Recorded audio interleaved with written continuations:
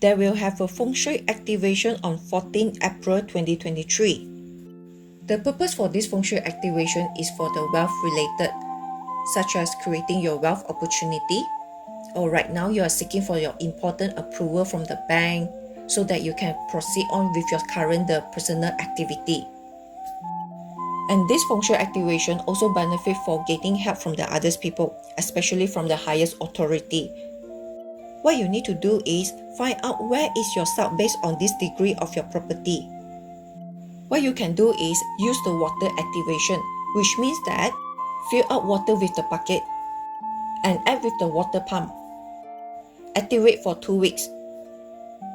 Then you can remove the water.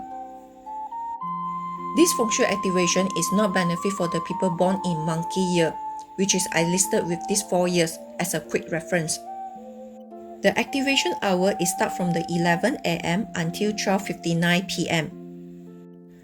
I hope this video has been helpful for you.